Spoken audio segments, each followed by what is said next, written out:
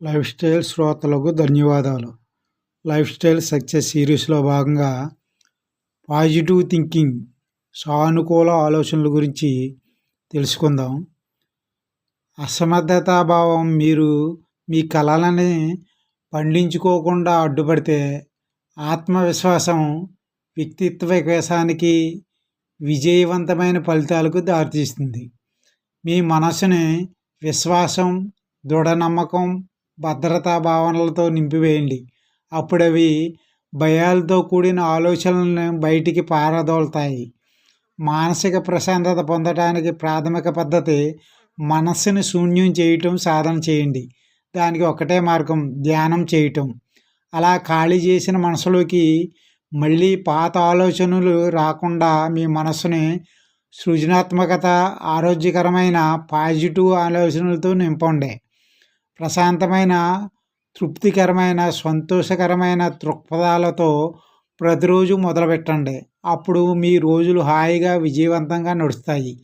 మానసిక ప్రశాంతత కావాలంటే మీ వ్యక్తిగత, సామూహిక సంభాషణలని సానుకూల, ఆనందకర, ఆశాజనక, తృప్తికరమైన మాటలతో నింపండి.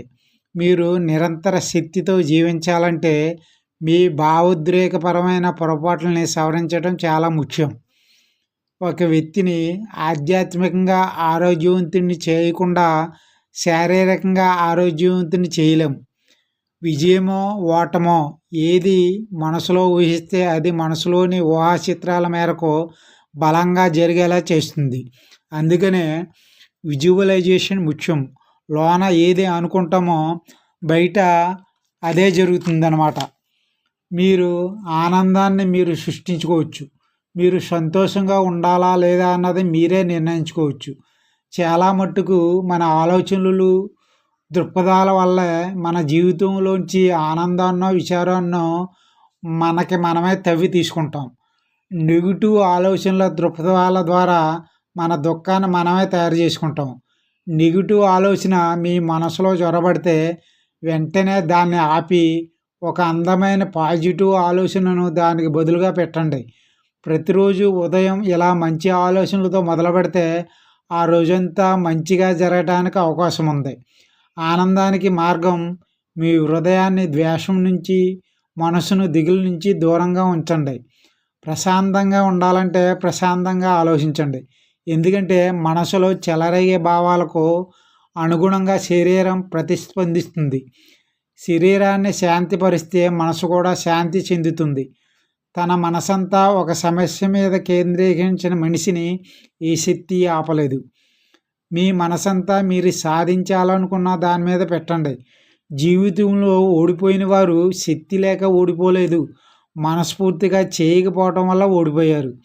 ఏది మీ హృదయంలో ఉందో, మంచో చెడో, బలమైనదో బలహీనమైనదో, అదే చివరికి మీకు వస్తుంది. మీకేం కావాలో తెలుసుకోవటం, అది సరైనదా కాదా పరీక్షించుకోవటం, మీకు అది సహజంగా వచ్చేట్టుగా మిమ్మల్ని మీరు మార్చుకోవడం ద్వారా మీరు కోరుకున్న దాన్ని సాధిస్తారు. చాలామంది ఏమీ సాధించలేరు. ఎందుకంటే వాళ్ళకి ఎక్కడికి వెళ్ళాలో వాళ్ళకే తెలియదు. అందుకనే లక్ష్యమే లేకపోతే గమ్యం చేరలేరు. ఎవరైతే స్వశక్తి, సానుకూల ఆలోచన, ఆశావాదం ఉండి విజయం వరిస్తుందన్న నమ్మకంతో తన పనిని చేస్తాడో అతనికి తప్పక విజయం లభిస్తుంది. మనస్సు నమ్మకంగా దేన్ని ఆశిస్తుందో దాన్ని పొందుతున్నది అన్నదే సూత్రం. మీరు దేనినైనా నిజంగా కోరుకుంటేనే మీ బలమైన కోరిక వల్ల సానుకూల పరిస్థితులు ఏర్పడే వాతావరణాన్ని సృష్టించగలరు. సమస్యను ఎలా అధిగమిస్తావనే ఒక తెలివైన వేదాంతిని అడగ్గా ముందు దాని చుట్టూ తిరిగి వెళ్ళటానికి ప్రయత్నిస్తాను. దాని చుట్టూ తిరిగి వెళ్ళలేకపోతే దాని కింద దూరటానికి ప్రయత్నిస్తాను. కిందకి దూరలేకపోతే పైనుంచి వెళ్ళటానికి ప్రయత్నిస్తాను. ఆ పైనుంచి కూడా వెళ్ళలేకపోతే దాన్ని ఛేదించుకుని ముందుకు వెళ్తానని చెప్పాడు. మీరు కూడా ఏదైనా సమస్య వస్తే అదే విధంగా పోరాడి విజయం సాధించాలి. ఏ సమస్యకైనా పరిష్కారం ఉంటుందని నమ్మండి. ప్రశాంతంగా ఉండండి. సమస్యని కాగితం మీద పెట్టండి. అప్పుడు దాన్ని చూడగలరు, ఆలోచించగలరు, పరిష్కరించగలరు. మీ అసలైన ఆలోచన ప్రతికూలమైతే ఫలితాలు కూడా ప్రతికూలంగానే ఉంటాయి. ఒక వ్యక్తి రోజంతా ఏమి ఆలోచిస్తాడో అదే అవుతాడు.